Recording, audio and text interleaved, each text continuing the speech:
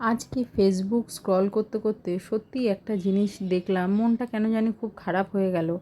হ্যাঁ, মানে যে একটা খুব মানে ভালোই বয়সী একটা ছেলে, হয়তো 30-35 বছর বয়স হবে, কিভাবে তার মাকে নির্যাতন করছে, মানসিক কষ্ট, মানে সত্যি তাই ভাবি সময় বড়ই অদ্ভুত।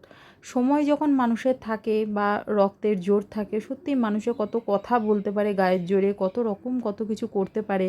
কিন্তু সত্যি বয়স তো সবারই হয় না, বয়স কিন্তু কমে না, বয়স দিন দিন বাড়েই, এটা কিন্তু সত্যি কথা। আজকে বলে না যে যেমন কর্ম তেমন ফল, সত্যি একটা কিন্তু মানুষের, আমি এটা ভীষণ মানি, যেমন কর্ম করবে ফল সত্যিই সেরকম পেতে হবেই, আজ নয়তো কাল।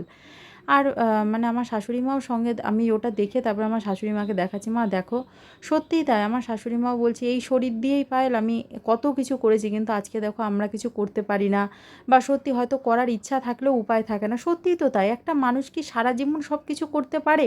বা এই যে আস্তে আস্তে আমাদের ছেলে হচ্ছে, মানে ছেলে বা মেয়ে যেই হোক না কেন, তাদের কাছেও আমাদের মানুষে কিন্তু এই যে বলে না, ছেলে মেয়ের কাছে অনেকে এই কথাটা বলে শুনেছি, ছেলে মেয়ের কাছে কোনো কিছু আশা রাখতে নেই, যে তারা আমাদের দেখবে, তারা আমাদের করবে।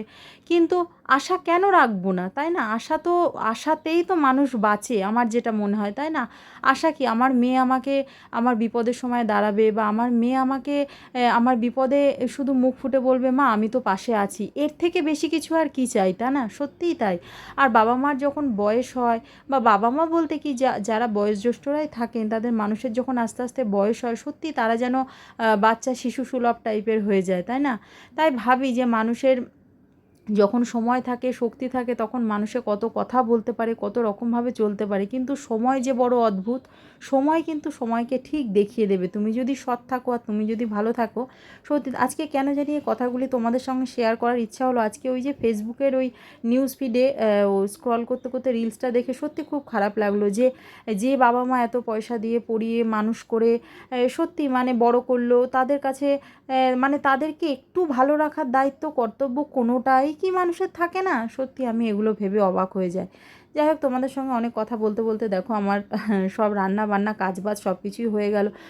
একটা কথাই ভাবি, মানুষের মধ্যে বিবেক মানবিকতা সব কিছু নিয়ে যদি মানুষ থাকে না, সত্যি সমাজটা কিন্তু আরও ভালোভাবে বেড়ে উঠতে পারে, আর একটা সুন্দর সমাজ গড়ে উঠতে পারে, তাই না? আমরা যেগুলো পেয়েছি আমাদের বাচ্চারা তার 50% পাচ্ছে না, বা হয়তো আমাদের বাচ্চারা যেগুলো পাচ্ছে সেগুলো তাদের পরের জেনারেশন কিছুই পাবে না, তাই না? আস্তে আস্তে কিন্তু ভালো মানবিকতা আর ভালো দিকগুলো আমরা সত্যিই হারিয়ে ফেলছি। হয়তো সেটাকে তুলে রাখার বা রাখার চেষ্টা দু একজন করবে, কিন্তু সবাই যদি এগিয়ে আসতো তাহলে হয়তো আমাদের সমাজটা আরও সুন্দর হতো।